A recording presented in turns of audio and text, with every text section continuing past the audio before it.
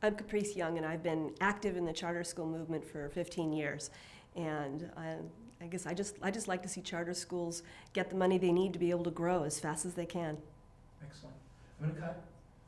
You're going to love me. I think you have just a... I'll start you with a question. Talk about, and you can start with your name if you want to, talk about how you first got started in the charter school movement. Sort of, how did you first get into it? How did I first get into the charter school movement?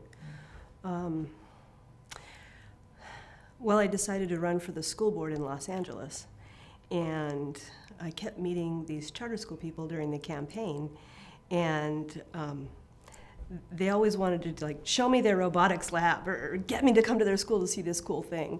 And a lot of times when I would go to the traditional public schools, what I would hear is complaining about this and complaining about that. And of course I wanted to be able to solve all of their complaints, but I really wanted to hang out with the people that were doing all the cool stuff and that were excited about being educators. So, can you talk about that pattern between sort of the charter school sort of environment and mentality? Just elaborate a little bit more about this sort of difference in passion that you saw in the two realms, because this is something new that I hadn't heard before. Well, I would say that there's no less passion in the traditional public schools than there are in charter schools. But a lot of times the bureaucracies that are pretty onerous when it comes to the traditional public schools zap that passion. And charter schools are usually led by people who, it's like if there's a pile of manure, they're going to find that pony somewhere. They are just excited, and they take responsibility for making sure that everything is the way it's going to be great for kids. And they see, opposition as a challenge. And that kind of energy and creativity is really pretty exciting. So you were working with the school board, or on the school board, and you're having this. So where did it go from there? Like, how did that lead to your working with the charter school movement? Well, when I started out on the Los Angeles School Board in 1999, we didn't have very many charter schools. We only had 17 charter schools. And it just seemed to me that we needed more of them because they had huge waiting lists. And so I did my very best to encourage as many people to open high-quality charter schools that could. And so when I left the board in 2003, we had 50 charter schools. Now there are more like 150 charter schools in Los Angeles, and they're educating 121,000 kids. So it really has grown. I think the reason why the charter school movement is growing as fast as it is first because parents and educators are super excited about creating the kind of education they've always wanted for their kids. But more than that, it's kind of like a family in the sense that you can always ask for help, and people help each other out all the time. And so there's not a whole lot of shyness about saying, oh gosh, how do you deal with this funding source? Or what should I be using with my ADHD kids to make sure that they learn? There's this kind of give and take in community that just makes the whole thing grow. Can you tell us some of the roles that you've played, as an educator in charter schools, or I don't even if you would categorize yourself as an educator or administrator or something else, but what are the roles that you've played since leaving the school board? I understand for a while you were in the position of being a client, and you've done some other things. Can you just kind of list out some of the things that you've done? I've kind of been on all of the different sides of the elephant. When I first got out of graduate school, I worked with high-risk kids. I was their mandatory community service officer, so it was my job to make sure that they didn't get in any trouble anymore. After I served on the school board, I had a choice. It was, do I go back to IBM, which is where I had been working, or do I do something else? And I had really gotten the bug, and I wanted to stay in education and improving education. And right about that time, a group of charter school leaders and funders came to me and said, hey, we need to have an organization that brings all of the charter school leaders together and makes them strong and gets them the support they need. So I started the California Charter Schools Association, And then after 5 years of that, I went and ran an online learning company. I also stepped in when a group of charter schools that serve 4,500 high poverty kids in South LA was going bankrupt. And so I stepped in and turned that around, frankly, with a lot of help from CSC. I've also worked in teacher training, and I've run education foundations, and now I just have all these cool special projects. Well, that's excellent. One quick aside with Kim, is it okay if we say CSC, or should we say Charter School Capital within the context of the interview? I would say Charter School Capital. Charter School Okay. Capital. Do you want me to do that again but shorter? Yeah, well, that's a good idea. Why don't you do that? And smooth your hair down is starting to, Starting to get poofy? yeah, and perfect. Yeah. There's always It's always something. Yeah, maybe you can Okay. paraphrase that again, just all the different roles that you've played in the charter school space. Okay. Well, I've been on pretty much every side of the elephant. I started my career working with high-risk kids. I served as president of the Los Angeles School Board. I was also the founder of the California Charter Schools Association with a group of charter leaders and founders from foundations. And then I also started, sorry, I didn't start it. I have to start again. You don't have to start again. You can start in the middle. You can say, why don't you say, start with the Charter School Association. Start with that. Okay. Yeah, Okay. because we've got Yeah. we've got a couple on the beginning. I founded the California Charter Schools Association with a group of charter school leaders and foundation leaders. After 5 years, I switched and ran an online learning company. I've done turnarounds of charter schools, and I also worked with teacher training, and spent 2 years at a foundation funding the charter school movement, and now have all kinds of cool special projects. Mm-hmm. Now it seems like now you serve on boards and things like that. Is that something that you want to talk in detail about, or? Oh, I definitely serve on a lot of boards. I really like to help grow the leadership of the charter school movement and cultivate people who are awesome and make sure that they meet each other and have access to the knowledge and expertise that they should in order to move forward. So I serve on the Pi Network Board, which is a group that's focused on policy innovation across the country. I'm also on the Fordham Foundation Board, and we focus on innovative research. But in addition to that, we serve as a charter school authorizer in Ohio. So we're doing a lot of work in Ohio as well. I'm also on the board of Apple Charter School, which is a group of 2 charter schools so far, it's going to get bigger soon, that we founded 2 years ago when a couple of other charter schools went belly up and their kids needed a good school to go to. Excellent. So it's pretty apparent that you're very committed and focused, the charter school movement. I mean, you're doing a lot of things, but really that's the thread that goes on. Can you tell us why charter schools, and why do you feel so passionate about promoting them in all these different ways? Well, I grew up in a good lefty family. My parents were activists, and I believe deeply in democracy, and the foundation of democracy is education.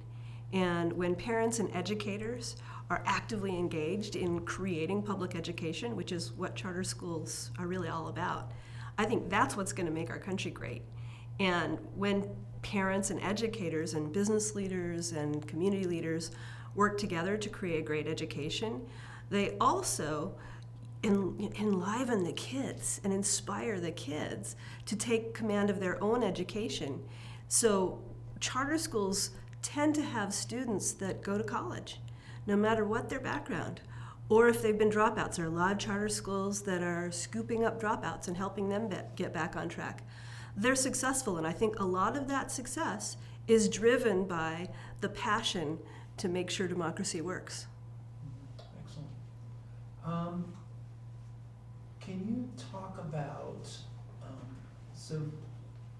I think this might get us to how you first became aware of charter school capital. Was it while you were working with the online?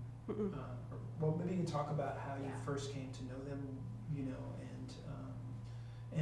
what I was going is, you started, was it as a client that you first came to them, or? Well, really, yeah, so, well, why don't you just yeah, start? so I can explain. Yeah. When the group of charter school leaders and foundation leaders came to me when I left the school board in Los Angeles and said, hey, let's start a charter school organization, the first thing that we did was I jumped in the Jeep Cherokee with Julie and Gary. We were the three staff people at the time. I stole them from Connect, which was the old organization. And we barnstormed the whole state. And we met hundreds of charter school leaders across the state of California, from the very top up above Humboldt. We were up in Crescent City, even all the way down to Escondido and National City, right in San Diego. And our purpose was that we wanted to hear what charter school leaders really needed, because if we were going to create an organization, we wanted to make sure that we were doing something useful. And we expected that the number one thing that they would say was that there was political opposition to charters, or possibly that it was hard to get facilities. But that wasn't the case, actually. The number one thing they told us was, if we can't get more money and cash flow, we can't add another grade level, because the state of California pays so much later. You can have the kids in the chairs, but until they've been counted, you don't get paid. And so schools that were great schools for a 5th grade and wanted to add a 6th grade, they couldn't do it because they didn't have the cash flow and because banks didn't know what they were. So we created at the California Charter School Association a cash flow program, and it worked really well for a few years. We did about $60 million in cash flow loans, and everybody always paid back. But it really wasn't our sweet spot as an organization. And so I was very excited when Stuart and John and Brad came together and said, hey, we can do this and really specialize in it. Mm-hmm. So can you talk about how, had you already known them, like how did you find out what they were doing and get to know them? Yeah, actually what happened was there was this one charter school that frankly they shouldn't have funded. And so Stuart tracked me down at the California Charter Schools Conference one year and said, hey, can you help me get this school to pay up? And I called the school and helped them get what they needed in order to be able to make good on the loan and also keep their school open. And what did you know, so where did that go in terms of your relationship with Charter School Capital after that? Well, I've been recommending schools to talk to Charter School Capital for years. And the main reason is that they're often the only ones that really understand the charter school need. I think everybody would love it if the state would pay on time or early, or if regular banks would give lines of credit that were big enough to allow charter schools to grow. But frankly, it's very rare. And the only schools that get access to that kind of capital are, kind of schools that don't need it. It's the same old thing. You can get money when you don't need money, but when you do need money, you can't. And I'll give you an example. When David Cunningham and A.J. Duffy and I were starting Apple Charter Schools, we're trying to get foundation grants. But because A.J. Duffy was the former president of the teachers union, there wasn't a whole lot of receptivity from the foundations. And all of them said, we can't even fund you until after you have your charter. But the authorizer said, we're not going to give you a charter unless you can show that you have $300,000 in the bank or of cash flow. And so, of course, I called Stuart and said, this is crazy. How do I fix this? And what they did was that they wrote a letter of credit for our charter school saying, when they have students enrolled, they will be eligible for $300,000 worth of capital. And that's all we needed. We didn't have to pay for it. It was just, we believe in you, go for it.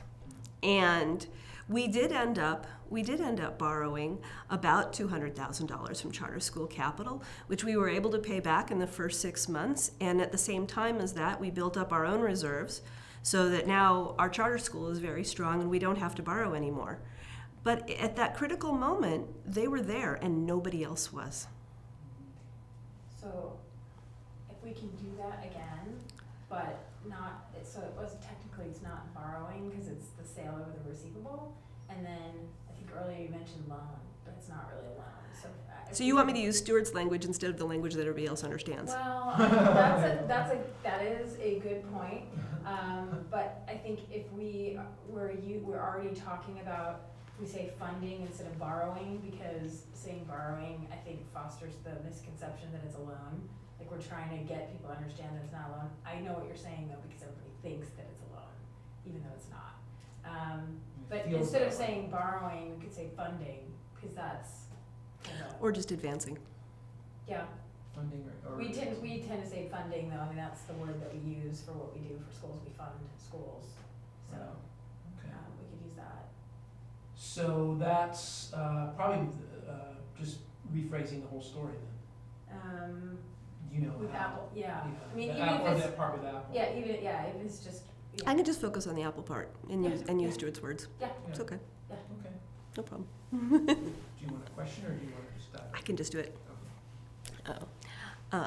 I think one of the most important times that Charter School Capital helped me on a project that made a difference was with Apple Academy Charter Schools.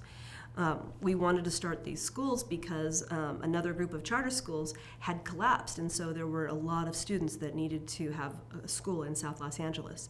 And believe it or not, A.J. Duffy, the president of the teachers union, or the former president of the teachers union, and a friend of mine named David Cunningham came together to start these schools.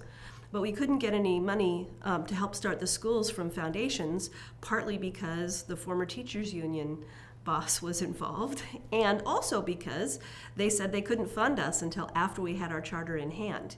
And the authorizer said that they couldn't give us a charter unless we could show that we had access to $250,000, $300,000.